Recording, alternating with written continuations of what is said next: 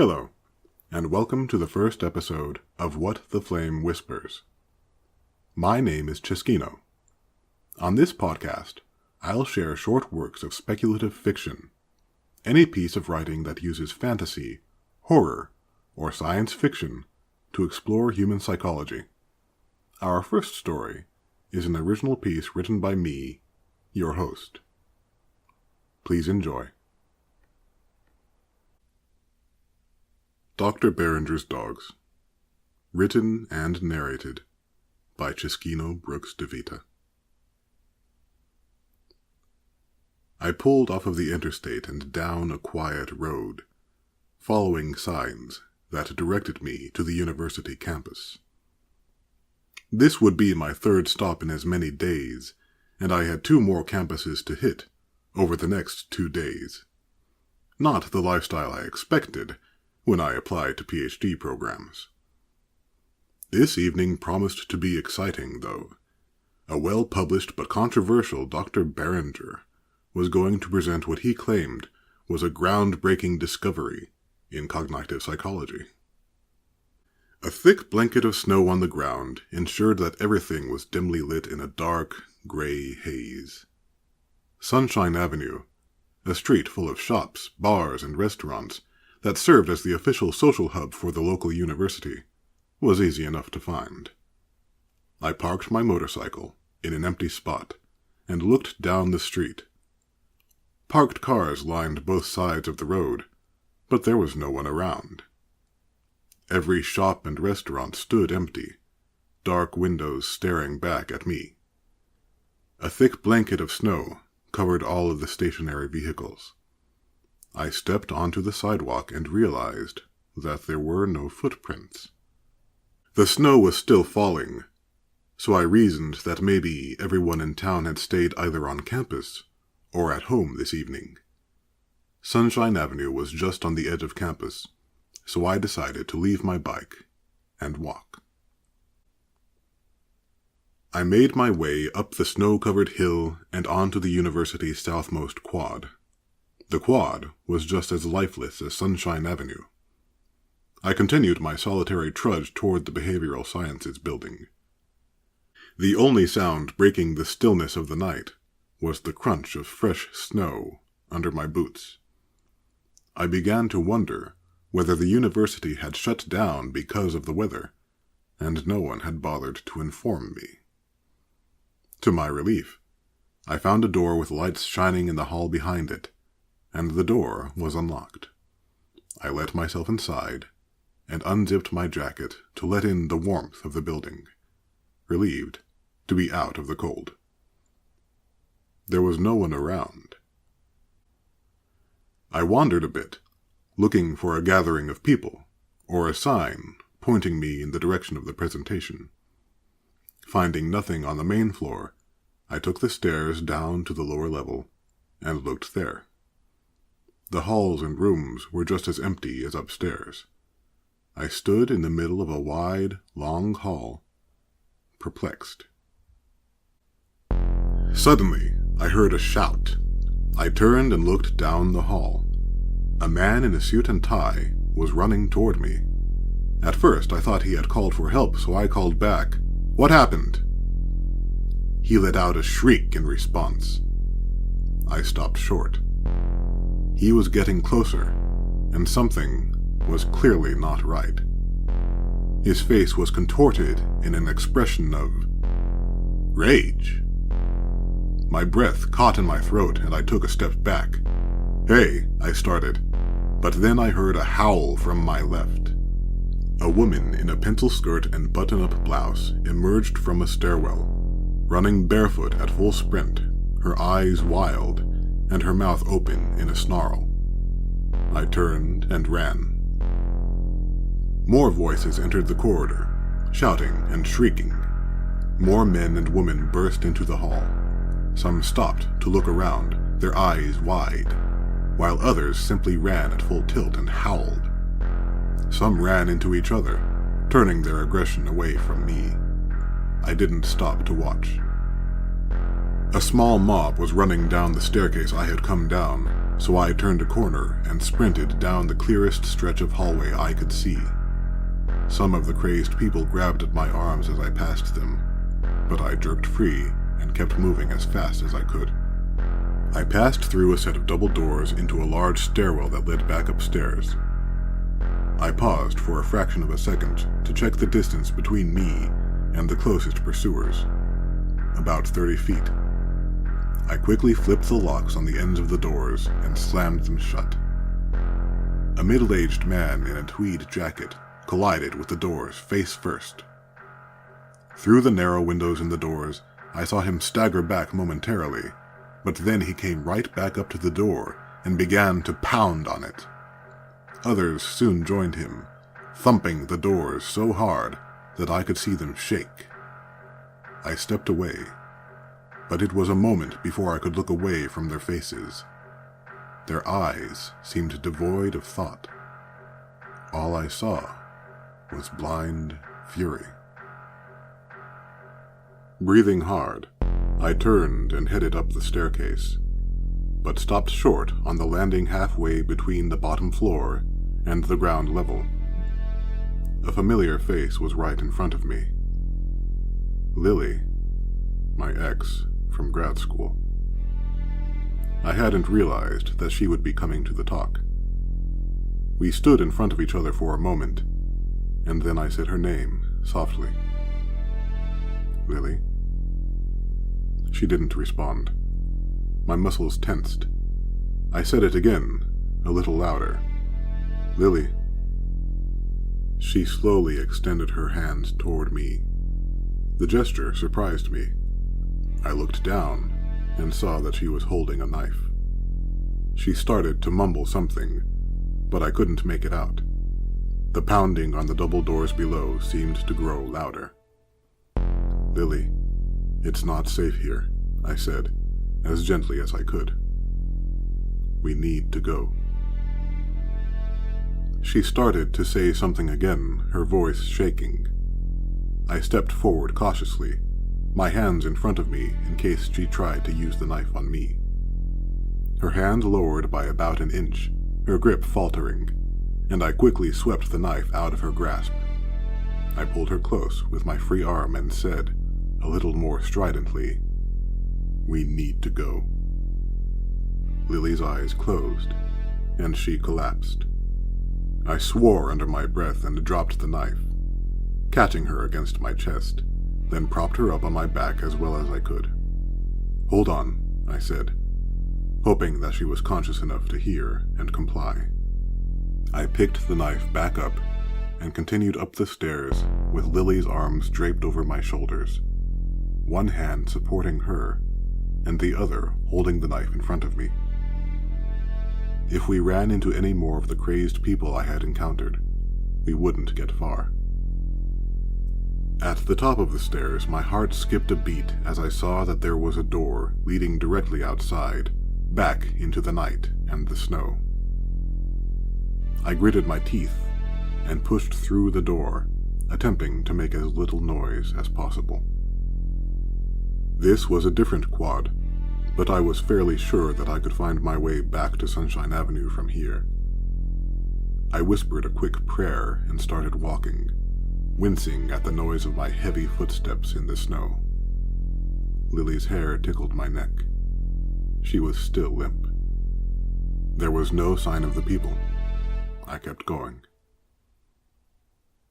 About halfway across the quad, I stopped. I thought I had seen movement up ahead. I squinted past the reddish light pouring out of some of the windows and the occasional street lamp lining the now hidden walkways. Yes, there was definitely something moving. 3 shapes. 3 large shapes coming toward me in the snow. I was apprehensive, but I began to walk faster. Had someone come to help? I couldn't make out what the shapes were until they emerged into the light. They were round, and they moved on all 4s, lumbering and bounding through the snow. They were covered in matted fur that hung off of their hulking frames like mops, just a shade darker than the snow that stuck to it. They seemed to be dogs, but they were unlike any breed I had ever seen. Even on all fours, they stood close to 4 feet tall. When they were about 20 feet away, the dogs on the flanks moved to either side of me, and then they began to circle us. I set Lily down in the snow and hovered over her, holding the knife in front of me and pivoting, attempting not to let any of the dogs get behind me. I heard voices and looked around. Snide insults floated toward me across the snow. I couldn't see any other people outside. It was just me, Lily, and the 3 shaggy dogs. The voices kept talking. Then I realized with a start.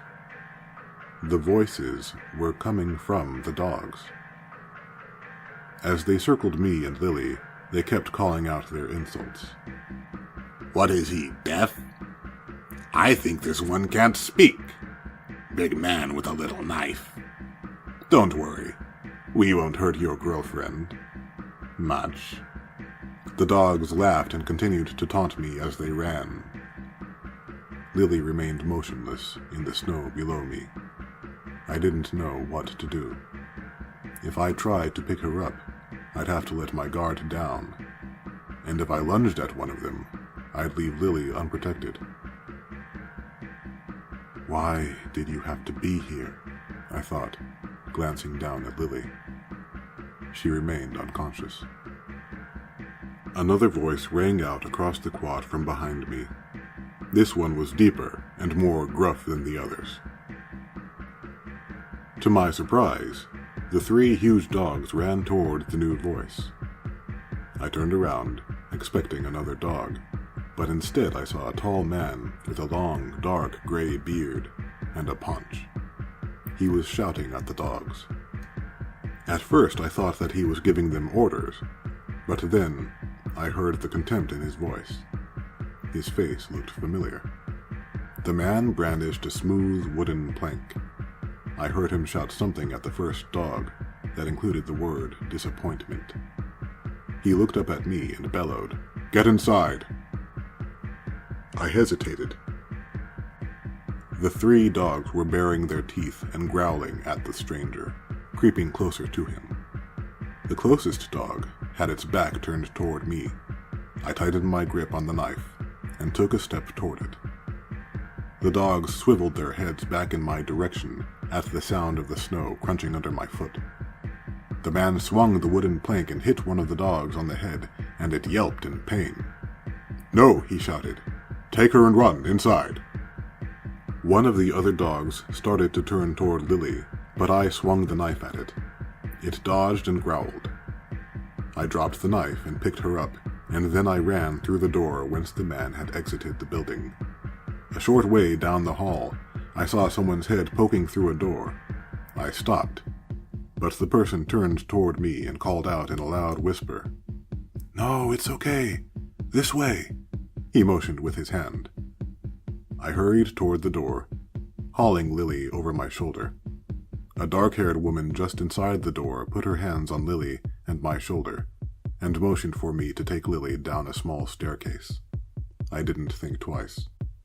I went down the stairs and found myself in a small, dark room, where a group of people sat huddled together.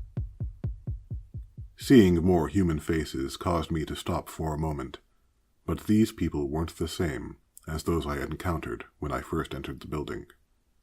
I could see it in their eyes. They were scared. They were hiding, like us. I set Lily down, resting my hands on her gently. I looked at the elderly man who sat closest to the stairs, and he nodded solemnly. I nodded in return, and headed back up the staircase, where the man who had waved me in from the hallway, a lanky man, perhaps Indian or Pakistani, with an understated accent that might have been English, had just come back through the door, and was shaking his head at the dark-haired woman. They closed and locked the door. "But what about?" I started. They grimaced and shook their heads. My eyes started to burn. "He helped us," I whispered. "We can't just leave him." "It's too late. the man said to me. It might not be, I responded. They have him, the woman said. Her voice was heavy, and she looked down at the steps below her feet. No. I felt a lump forming in my throat. All of this was happening too quickly. Let me take a look. I moved toward the door. What about your friend? The woman asked. I'll be careful. I'll come back, I answered, hoping that it was true. Please take care of her. Do you have a weapon? The man asked. I patted the pockets of my jacket and pants, and realized that I had left the knife outside. I shook my head. Don't let them see you, the man said. They took him to room 213, in the hallway on the left. He pulled my shoulder toward him and leaned in. Don't lead them back here, he added. I nodded. I won't. We all listened at the door for several long seconds. When we were satisfied that there was nothing outside, the man and woman opened the door, and I crept out. They closed and locked it behind me. My heart began to pump in my chest. I turned into an adjacent hallway and followed the room numbers toward 213. I could see light spilling through the glass windows and into the hallway. Strident voices grew in volume as I approached. I crouched low, came close to the small window in the wooden door, and peered through. The bearded man was strapped to what appeared to be an upright gurney. The 3 shaggy dogs were in the room as well, and there were several other humans milling about. The people moved stiffly and awkwardly. Their eyes appeared to have a thin glaze. The dogs barked orders at the humans. One had just wrapped a bandage around the head of one of the shaggy dogs.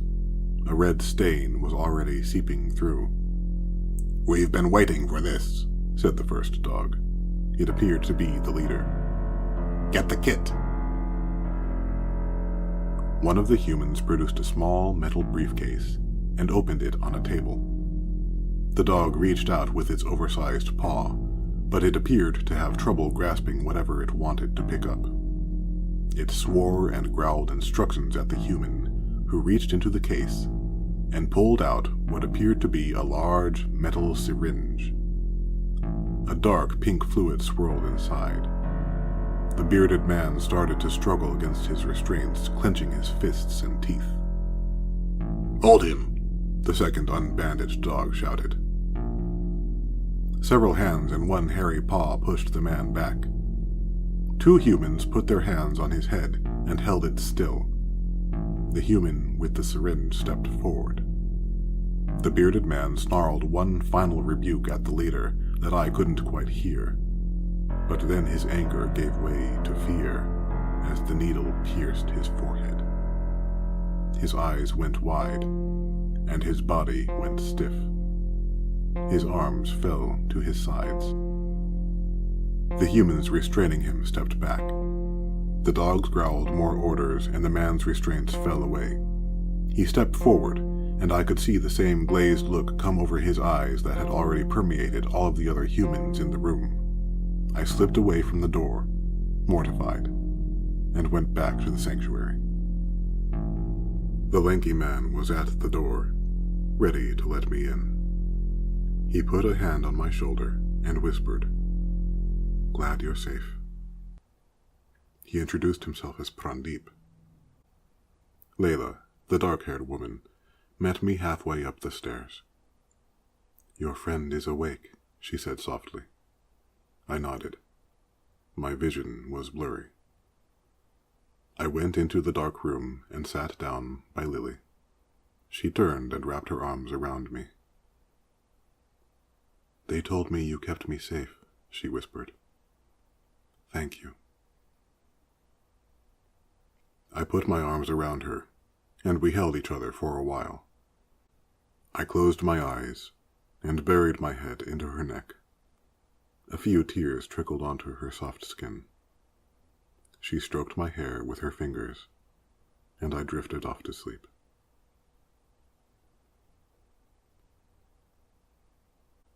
When I woke up, Lily was gone. I looked around with a start, but Prandeep came and sat down by me. "Lily is in the other room," he said.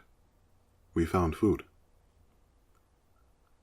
I leaned back against the wall and exhaled through my nose.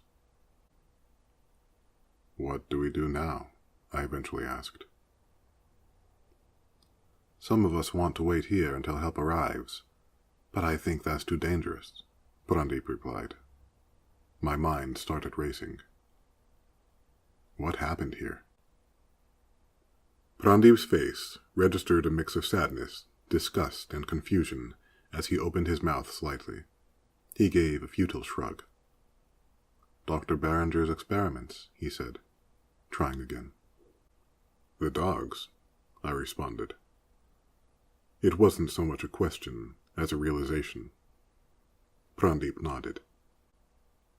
"Is there another way out?" I asked, after a pause. My throat felt constricted. Prandeep looked towards the other end of the small room. "There's a door there that we haven't tried." I looked around. There were small lockers embedded in the walls, and a door opposite the narrow staircase where I had brought Lily into the sanctuary. Prandeep jerked a thumb over his shoulder. "The other rooms have showers and a kitchenette, but there's no exit. I think this was some sort of faculty lounge."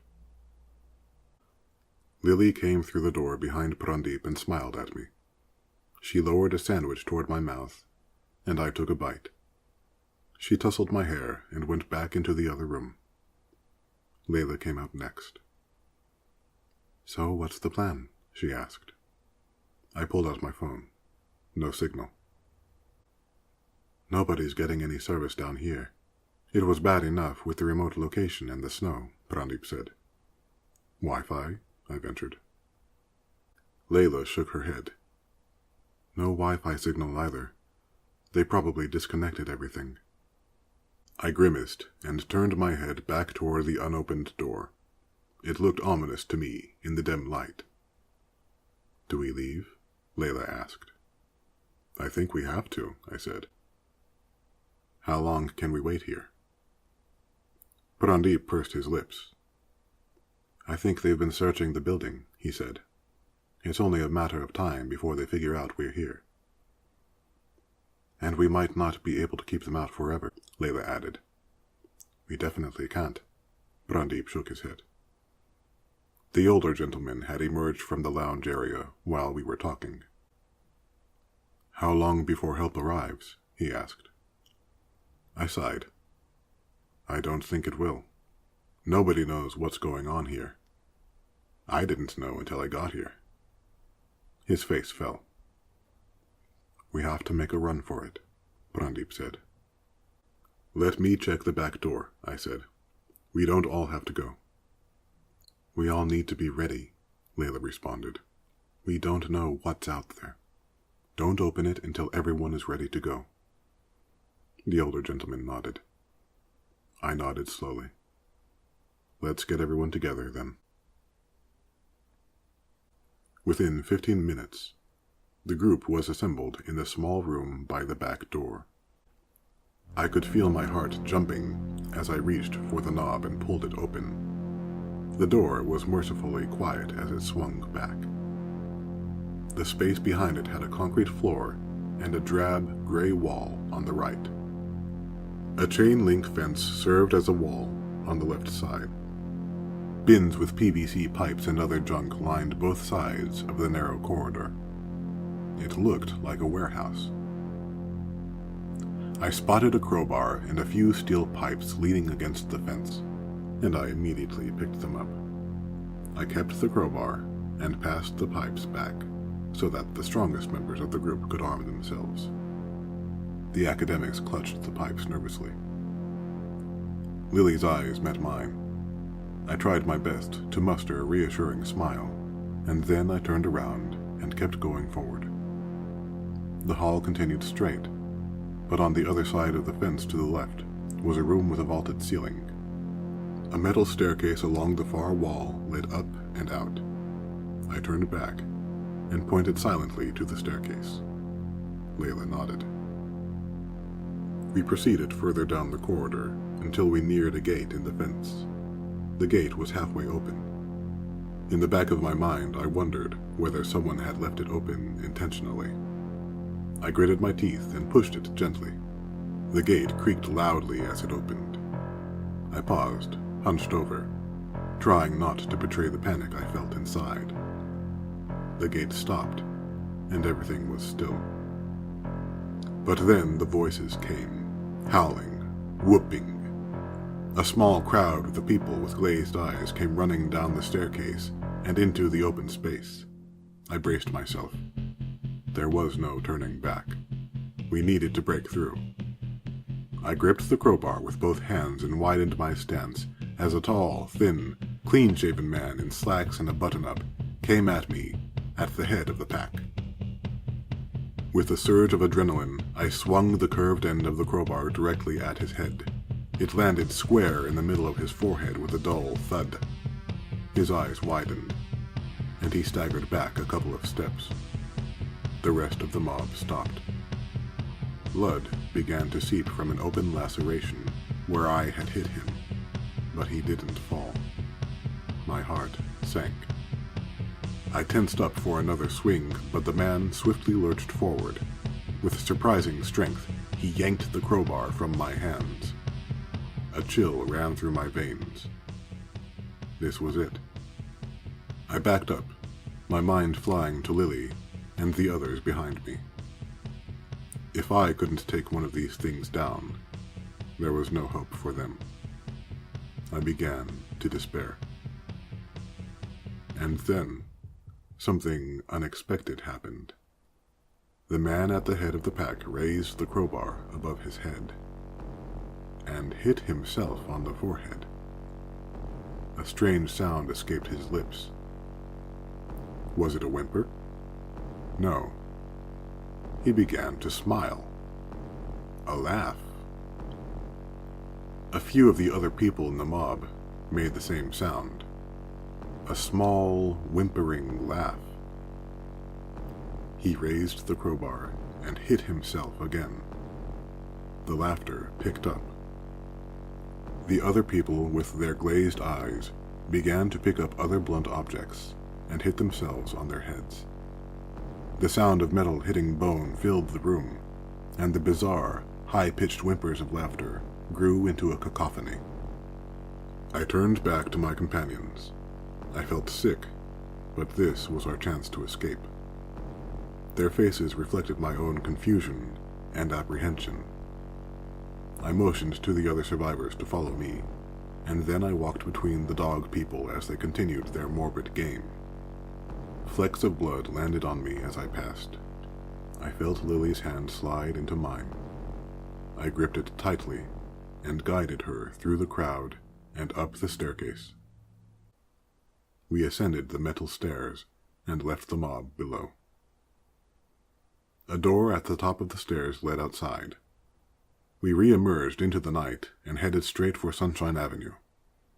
Nothing else got in our way. Layla agreed to take Lily in her car. We would all go immediately to the next town down the highway, where we would contact the police and tell them what had happened. Someone equipped to handle the situation could go to the campus to take care of Dr. Berenger's dogs. I straddled my motorcycle and waited for the others to pull out onto the road, and then I followed them. We reached the interstate, got on the ramp, and escaped into the night.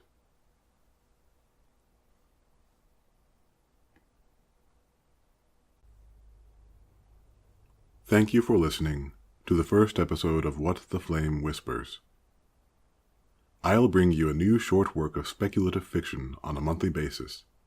In the meantime, if you're looking for more, you can find more of my short fiction included in ebook format on Amazon, ready for the Kindle app or a Kindle device. And if you like playing with words, check out my game, Logophile's Delight, available on iPhone and iPad. This is Cesquino, and I'll catch you next time on What the Flame Whispers.